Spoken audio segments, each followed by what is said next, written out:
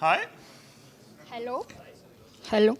So our talk is called Nocturnes and Nebula, from an art installation to an interactive and individual experience with fog and light. But before we get into the subject of our talk, a little presentation of ourselves. We are working together as a duo on hybrid art forms between the visual and the performing arts. Over the last couple of years, we've been working on visual shows in theaters or on site-specific installations. For these works, we have been using immaterial materials like light, sound, mist, smoke, wind, and so. With this, we try to create sensitive dramaturgies without using words or human figures, just sensations. We want to give dreamlike experiences to the audience with a very slow and stretched sensation of time. So we will present you today the transition between our last work, Nocturne, and the next work, Nebula, as Mark asked us to do. Nocturne is an art installation that we present to collective audiences in classical cultural places such as theaters or art festivals. The next work, Nebula, will be presented in art galleries, but above all, it will be experienced in other contexts, like libraries, hospitals, prisons, or also at home. It will consist of a stand-alone device to be experienced by one or maybe two persons at a time. So Nocturne, our past project, is a series of installations working with mist. So mist is fog for the non-speaking, some kind of fog. Wind, light, and sound. So for these works, the audience is sitting in front of the piece, and they experience the work as a kind of regular show with a beginning, a middle, and an end. The perception of time is very stretched. The piece is made of slowly mutating evolution of matter, sometimes suddenly torn by violent cuts. We can present you a short video giving a raw sensation of what the work is.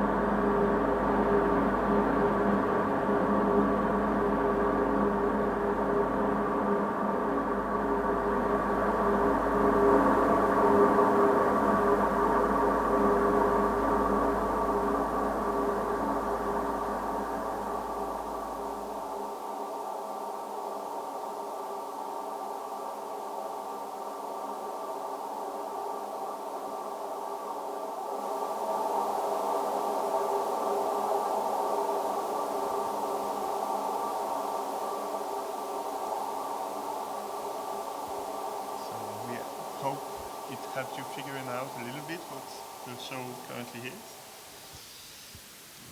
Besides the show in itself, we wanted to present our work to different kind of audiences that aren't used to go to the theater or the art centers. We also realized that the materials we use in the works could be useful for pedagogical or well-being purposes. Then we designed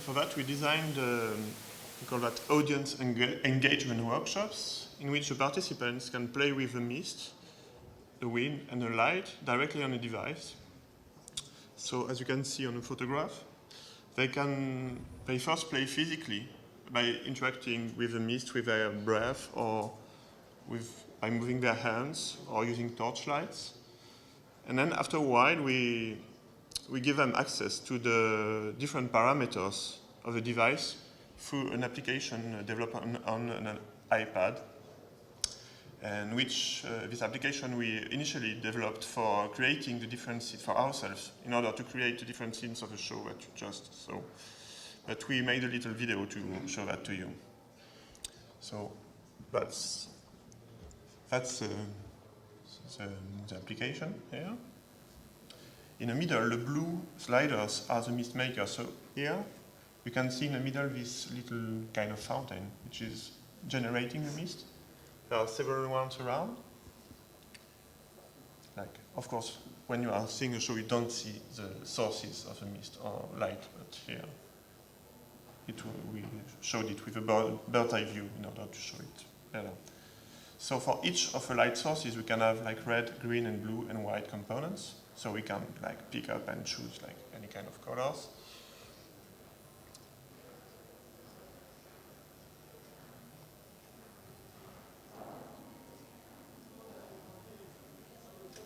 So for this, in this part, it's kind of plexiglass tub with water and mist in it, and there's a LED strip, like a couple of LED strips behind. And there are also other sources. For example, there's on the front of the tub, there's another LED strip which faces backwards. And so we see it here on the front, this kind of red ray or something, done by this.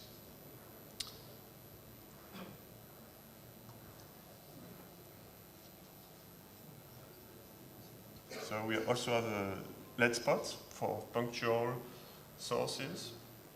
And the green sliders that you see here are controlling some fans, some ventilators that are in the device with some conducts, and which allow to push and mold the mist.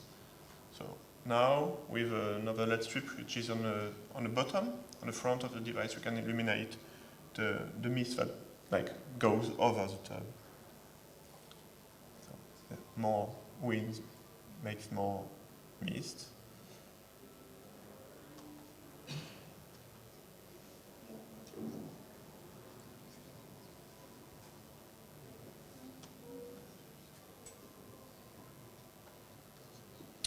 So there also are some ventilators on the side. For example, if we like put some wind on the front left and on the back right, we can create a kind of spiral inside of the tub, which maybe you see better now. And we can also control the density of this spiral by, not yet.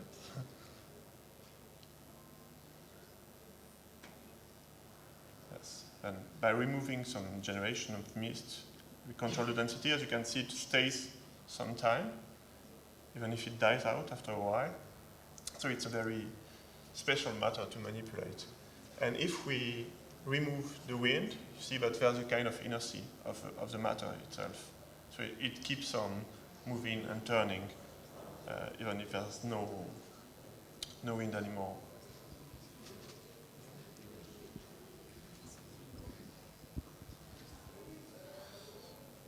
So, back to the workshops. in a workshop, so once the participants are accustomed to these iPad interfaces, we have other more performative interfaces to provide them, such as Wacom tablets or physical faders, so they don't have to look at a screen anymore when they are playing with the device.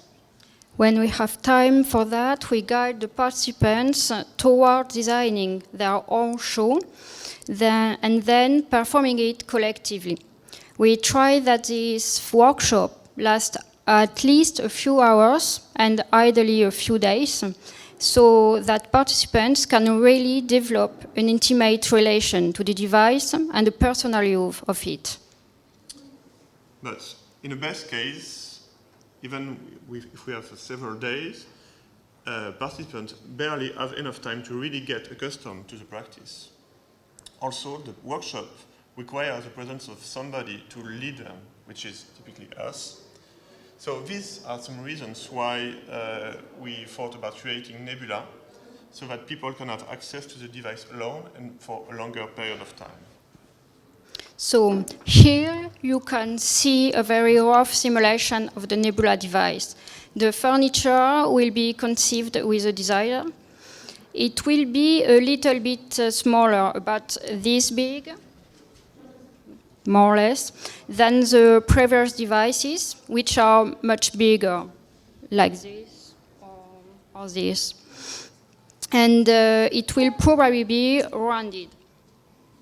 The space for the mist will also be closed by a glass on the front or maybe on the sides. This will allow a better control of the air movements and thus more complex mist sculptures. This device will allow an individual experience. It will be possible to have a device at home by buying or renting it. We'll also plan to sell or rent the devices to public places, such as a library, hospital, and so on, so more people can get access to them and practice them on a regular basis and over a long period of time. So we plan to offer different operating modes to the user.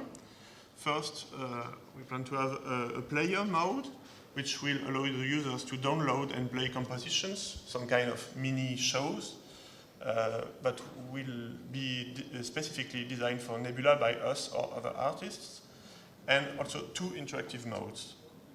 First, a tactile mode, which will be on the same kind of tablet application that you saw before in a video, for exploring the possibilities of the device, but maybe in a more configurable and evolutive way. We are also planning to carry on a research in the next year or so on gestural interaction with the device and its materials.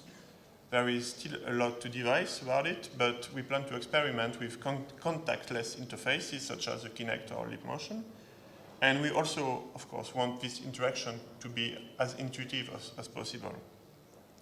And the rest are still to be found through experimentation. So there's finally another field that we want to investigate, which is the evolutivity of interaction. Because instead of the workshops where we can guide the participants through the discovery of the device, here the user will be left alone with it. So we have to find out strategies to help him learn how to use the devices and its interfaces in a playful and progressive way. So basically, that's it. Thank you for listening.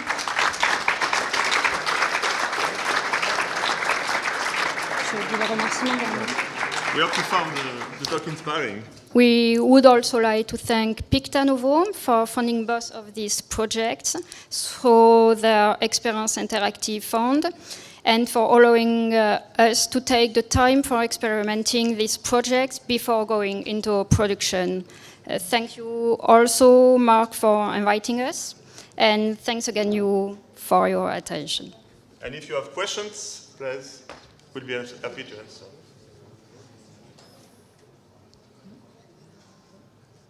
Ah, tiens, il faut le micro pour parler. How do you make smoke? Can you make a device like Spider-Man, like such not like this, or it's more complicated than this? We are not Spider-Man. And there are several techniques, and it's not smoke, actually, it's mist. So it just vaporized water, it's just droplets, much smaller than the ones that you see in nature, especially in north of France. And so it's little capsules, like ceramic piezo speakers, that just push these droplets. So it's just water, plain tap water, and we use these little devices. There are other techniques, but I'm not, I won't go into details. Yes? Do you have any estimation of the price of the nebula yet? Of the final device? Yes. Yeah, we have some guesstimates. We plan to have 2 versions of it, like a kind of standard or cheap version, which will be like 2,000 euros, I think.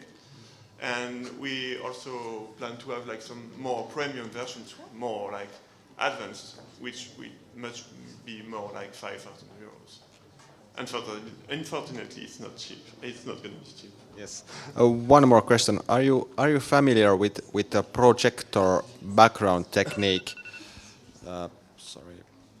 Background technique? Projector background technique, a Finnish innovation that you project with a projector the picture to mist wall. We are not familiar with that. Okay. But if you can give us the Yeah, name, sure I can. We'd be happy. Okay. There was maybe another one if we have the time. Yes. The mist. Oops, sorry. Another one, but yeah, go ahead. I'll pass it just after that. The mist, is it power consuming? Is it? Power consuming to vaporize the water. Kind of.